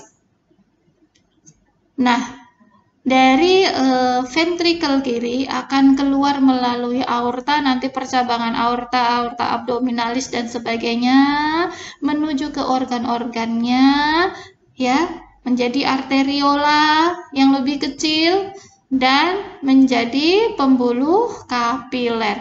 Pembuluh kapiler ini yang digunakan sebagai tempat pertukaran nutrien dan gas, ya, dengan jaringan. Dari kapiler setelah terjadi pertukaran oksigen dengan CO2, ya, maka darah yang kaya CO2 pada akhirnya menjadi diangkut melalui pembuluh vena. Digambarkan di sini menjadi warna biru karena dia sebagai deoxygenate blood, jadi darah yang kekurangan kadar oksigen. Nah, di vena masuk vena cava superior dan inferior, dari atas dan bawah masuk ke ini adalah atrium kanan. Dari atrium kanan masuk ke valvenya ke ventricle kanan untuk dipertukarkan, ini masuk ke arteri pulmonal. Jadi hanya arteri pulmonal yang spesial dia kekurangan oksigen, sedangkan arteri yang lainnya kaya akan oksigen. Ya, arteri pulmonal membawa darah yang kekurangan oksigen atau kaya CO2 untuk ditukarkan di dalam pembuluh kapiler pulmonal. Ini adalah paru-paru, pertukaran CO2 dan oksigen di dalam paru-paru. Kemudian menjadi vena pulmonal yang kaya akan vena pulmonal yang kaya akan oksigen, masuk ke vena pulmonal masuk ke atrium kiri. Atrium kiri masuk ke ventricle kiri, kembali disirkulasikan ke seluruh tubuh. Yang seluruh tubuh ini disebut sebagai sirkulasi sistemik. Kalau yang ke paru-paru saja ini adalah sirkulasi pulmonal. Nah, ini pembeda yang lebih jelas bagaimana sirkulasi pulmonal dan bagaimana sirkulasi sistemik. Sirkulasi pulmonal ya dari masuknya darah ke arteri pulmonal, ya, baik kanan maupun ke kiri.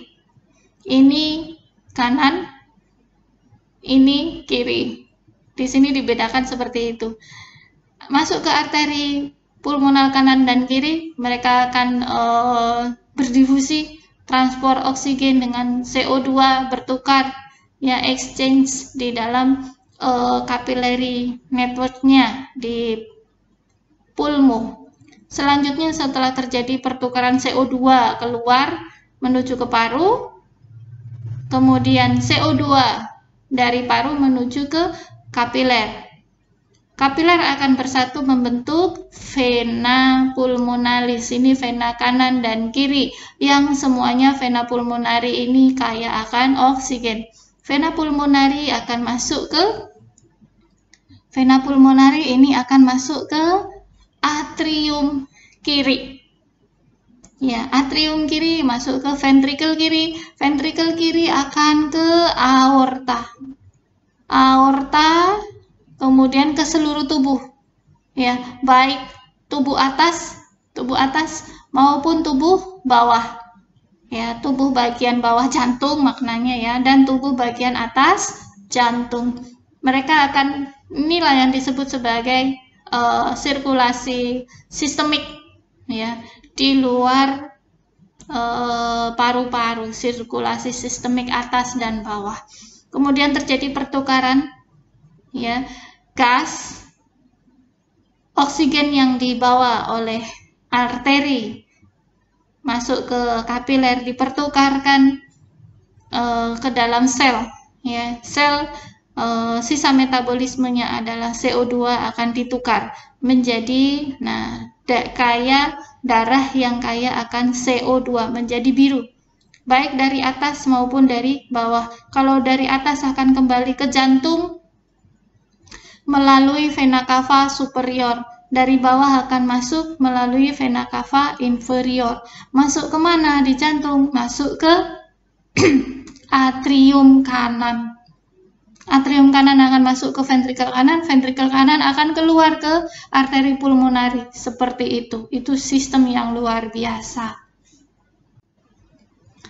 Nah, ada beberapa masalah di dalam sistem kardiovaskuler. Contohnya adalah aterosklerosis. Aterosklerosis adalah sebuah plak. Biasanya ini adalah plak lemak. Harusnya dia bebas, ya, bebas, bundar. Tetapi ketika ada plak ini dengan mikroskop, ini animasinya, ini dengan mikroskop akan terlihat dia sangat menyumbat, besar ini sumbatannya. Sehingga lumennya yang harusnya bundar agar mengalirkan darah lancar, lumennya menjadi nyaris seperempatnya saja, menjadi kecil. Ini akan menyebabkan gangguan sirkulasi. Jadi aterosklerosis adalah sumbatan, ya, plak pada pembuluh darah. Nah, pada dinding endotelnya. Plak ini paling sering disebabkan karena lemak. Kemudian ada, plak itu akan membentuk trombus. Trombus itu masih menempel di dinding pembuluh darah. Dia menempel. Nah, ini aliran darahnya menjadi kecil. Harusnya kan luas. Penampang pembuluh darahnya, diameternya. Ketika ada trombus menjadi kecil. Nah, trombus, ingat bedanya trombus dengan embolus. Trombus itu masih melekat. Sumbatannya itu masih melekat. Ketika dia lepas, ya, sumbatannya lepas, dia mengikuti aliran darah. Mengikut terus sampai suatu saat dia bisa kesangkut di pembuluh darah yang sempit. Nah, ketika dia ikut bersirkulasi, lepas, ya, dari kapiler, dari sel endotel, maka itu menjadi embolus. Embolus akan sangat bermasalah. Trombus dan embolus akan sangat bermasalah kalau dia sampai menyebabkan oklusi total, sumbatan total, sehingga tidak lancar aliran darahnya. Ini banyak penyakit, bisa stroke, bisa heart attack, ya, bisa kematian jaringan perifer dan lain sebagainya. Bagaimana cara sistem kardiovaskuler menjaga homeostasis? Jadi dengan berbagai cara, ya.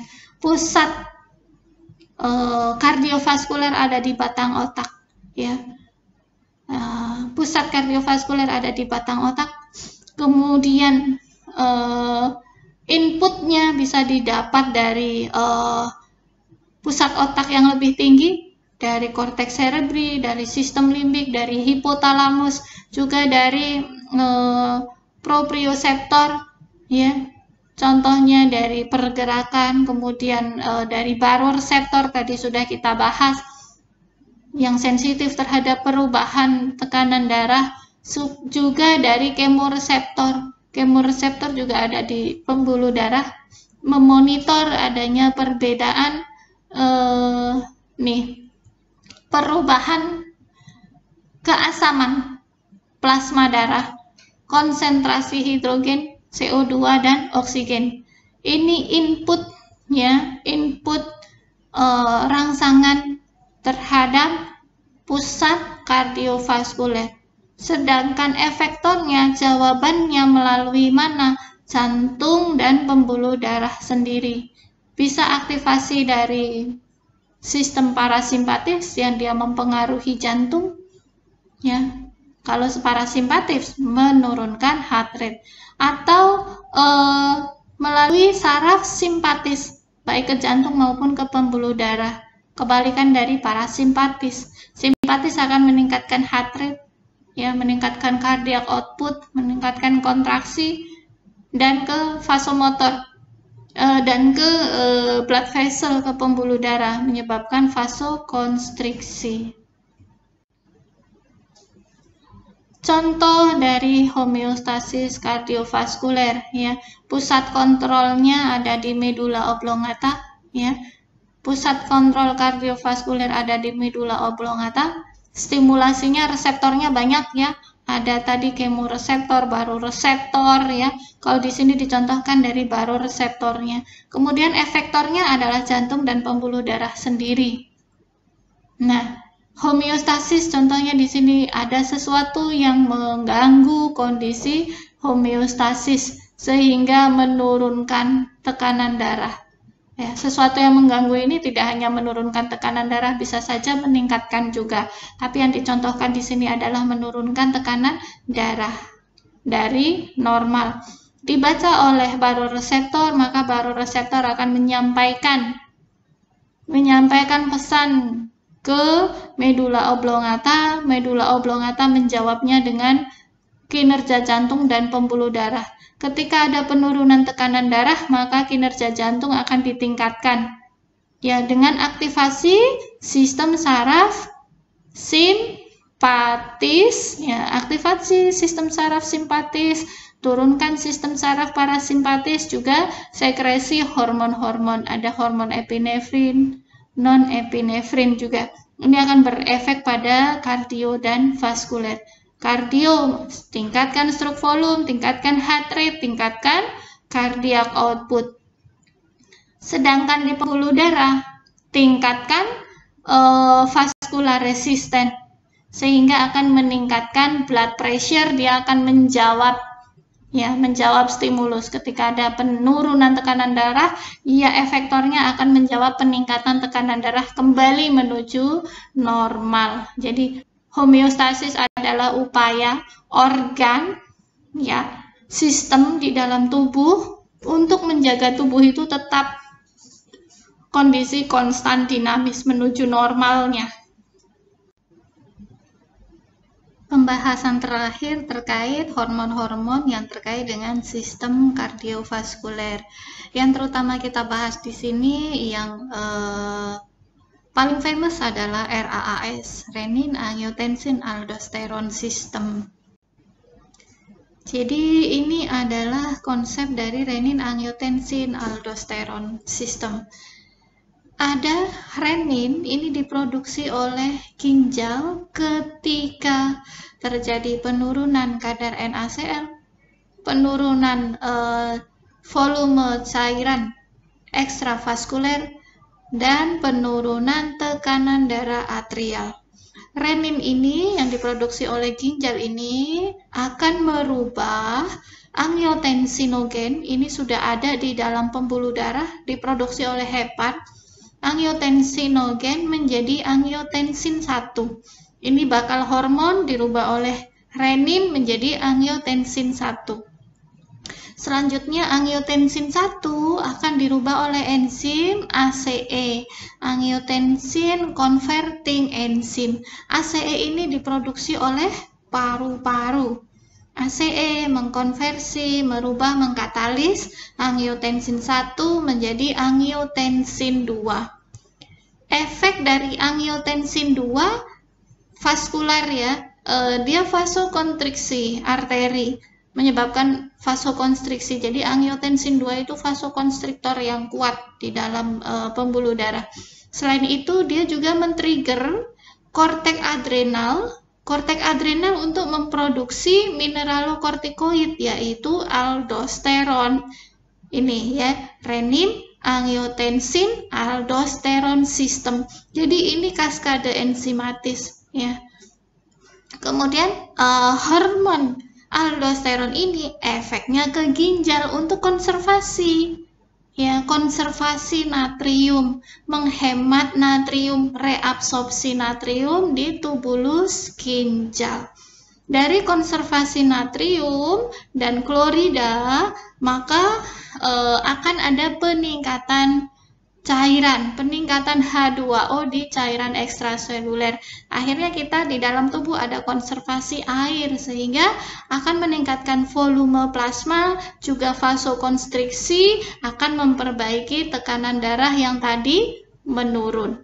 Inilah sistem renin, angiotensin, aldosteron. Renin saya ingatkan lagi ya, mengkonversi, merubah angiotensinogen menjadi angiotensin 1.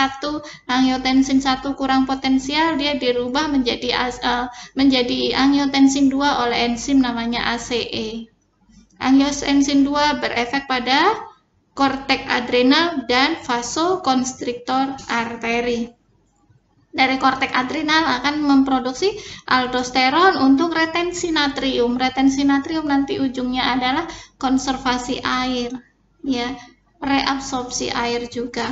Jadi ada vasokonstriksi, ada peningkatan volume plasma. Ini akan memperbaiki tekanan darah yang tadinya turun menjadi naik, menjadi normal kembali. Ya. Ini lebih spesifik dari aldosteron meregulasi tekanan darah, ya, volume darah dan level atau kadar dari natrium dan kalium di dalam darah. Ketika ada dehidrasi, tadi triggernya ada dehidrasi, kekurangan natrium, atau kasus ada perdarahan, maka menyebabkan penurunan volume darah dan tekanan darah. Ini akan men-trigger ginjal melepaskan renin untuk merubah angiotensinogen menjadi angiotensin 1. Kemudian angiotensin 1 dirubah oleh enzim ACE tadi, angiotensin converting enzim, menjadi angiotensin 2. Angiotensin 2 sebagai vasokonstriktor dan men-trigger korteks adrenal, menyebabkan produksi aldosteron meningkat untuk konservasi natrium, kalium, dan air kembali ke plasma darah sehingga meningkatlah tekanan darah dan volume darah menuju normal kembali. Jadi renin, angiotensin, aldosterol triggernya adalah penurunan tekanan darah, penurunan volume darah. Ya, efek aldosteron di ginjal, dia menurunkan laju filtrasi glomerulus sehingga filtrasi natrium akan menurun, penurunan ekskresi natrium. Ya. Reabsorpsi natrium akan meningkat. Jadi natrium di dalam plasma akan meningkat, ya, peningkatan natrium klorida dan cairan.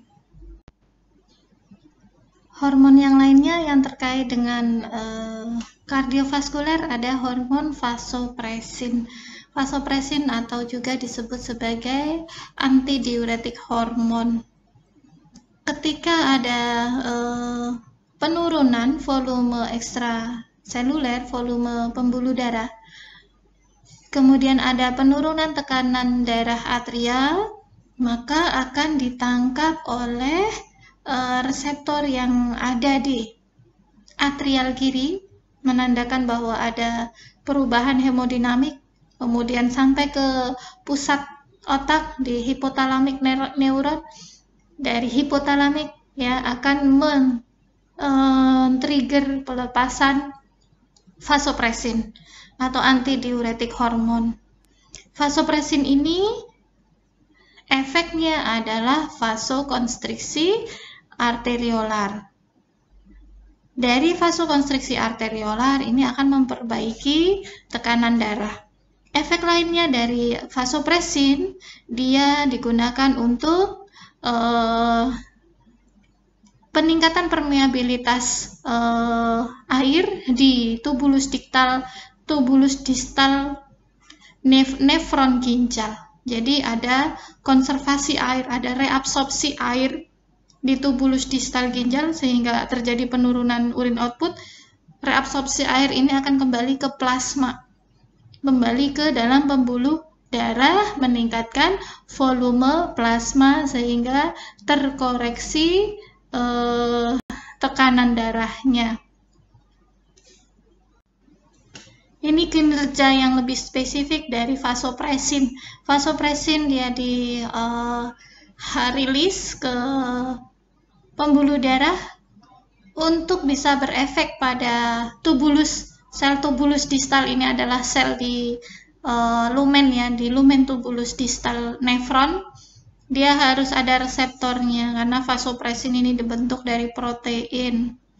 Nah, setelah vasopresin menempel pada reseptornya, maka ini akan menyebabkan perubahan ATP menjadi cAMP. Ini adalah second messenger ya, yang digunakan oleh sel ini untuk men-trigger ya, memberi jawaban karena adanya stimulasi dari vasopresin. Jawabannya apa? Membukanya porus atau water channel, pori-pori air, sehingga air direabsorpsi. Ini adalah cairan urin primer di dalam lumen tubulus nefron, tapi air ini H2O ini dimasukkan kembali ke dalam sel untuk dibawa lagi ke kapiler, dikembalikan ke pembuluh darah sehingga volume pembuluh darahnya meningkat. Volume darah di pembuluh menjadi meningkat, konsentrasi air meningkat, terkoreksi tekanan darahnya. Begitu saja yang bisa saya sampaikan. Silakan pelajari dari banyak referensi. Putar ulang videonya, jangan lupa subscribe. Kalau ada ilmu yang salah saya mohon maaf. Kita akhiri. Wassalamualaikum warahmatullahi wabarakatuh.